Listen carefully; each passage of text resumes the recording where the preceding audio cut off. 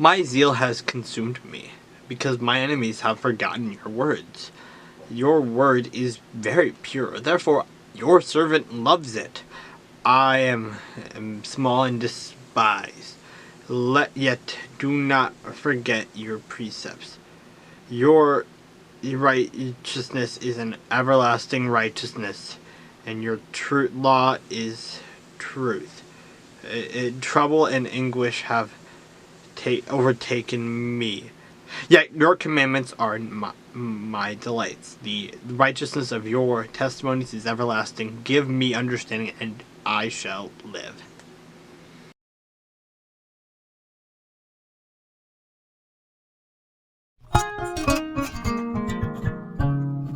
Now it came to pass when Adonizedek,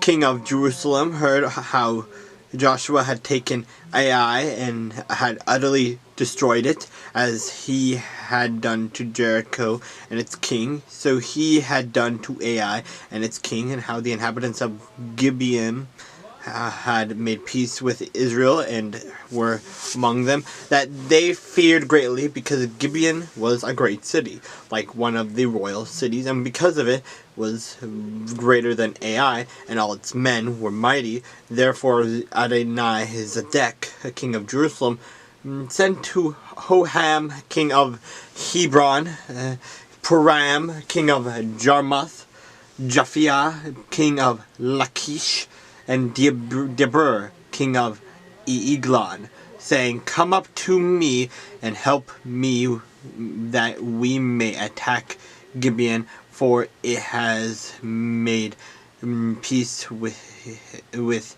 Joshua and with the children of Israel. Therefore the 5 kings of the Amorites, the king of Jerusalem, the king of Hebron, the king of Jarmuth, the king of Lachish, and the king of Eglon, gathered together and went up, they and all their armies, and camped before Gibeon, and made war against it. And the men of Gibeon sent to Joshua at the camp at Gilgal, saying, Do not forsake your servants.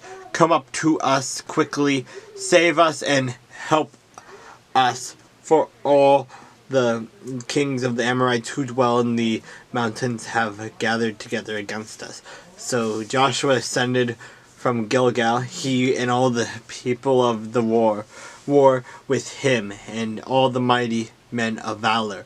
And the Lord said to Joshua, Do not fear them, for I have delivered them into your hand. Not a man of them shall stand before you. Joshua therefore came upon them suddenly, having marched all night from Gilgal. So the Lord routed them before Israel, killed them with a great slaughter at Gibeon, and chased them along the road and that goes to Beth Horon, and struck them down as far as Zergah and Makardar.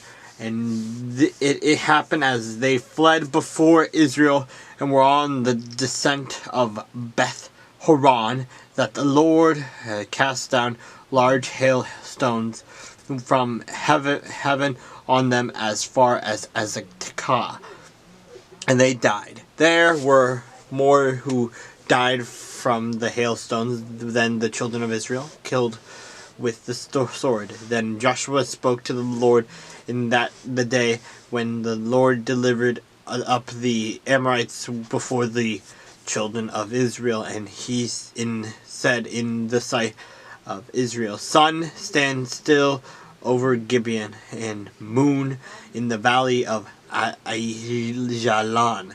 So the sun stood still and the moon stopped, till the people had revenge upon their enemies. Is this not written in the book of Joshua? So the sun stood still in the midst of the heaven, and did not hasten to go down for about a whole day, and there has been no day like that before it or after it, that the Lord heeded the voice of a man, for the Lord fought for Israel. When Joshua returned, and all Israel with him, to the camp at Gilgal, but these 5 kings had fled and hidden themselves in a cave at Makkedah. And it was told Joshua, saying, the 5 kings have been found hidden in the cave of Makkedah. So Joshua said, roll large stones against the mouth of the cave, and set men by it to guard them, and do not stay there yourselves, but pursue your enemies and attack their rear guard. Do not allow them to enter their cities, for the Lord your God has delivered them into your hand. Then it happened while Joshua and the children of Israel made an end of slaying them with a very great slaughter, till they had finished, that those who escaped entered fortified cities, and all the people returned to the camp to Joshua at Makkedah in peace. No one moved his tongue against any of the children of Israel. Then Joshua said, open the mouth of the cave and bring out those 5 kings to me from the cave. And they did so, and brought out those 5 kings to him from the cave: the king of Jerusalem, the king of Hebron, the king of Jarmuth, the king of Lachish, and the king of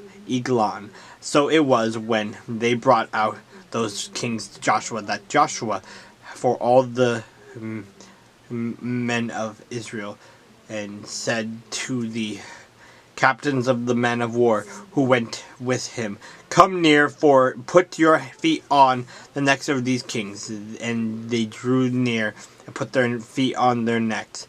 Then Joshua said to them, do not be afraid, nor be dismayed. Be strong and of good courage, for thus the Lord will do to all your enemies against whom you fight. And afterward Joshua struck them and killed them, and hanged them on 5 trees, and they were hanging on the trees until evening. So it was at the time of the going down of the sun that Joshua commanded, and they took them down from the trees, cast them down into the cave where they had been hidden, and said, laid large stones against the cave's mouth, which remained until this very day.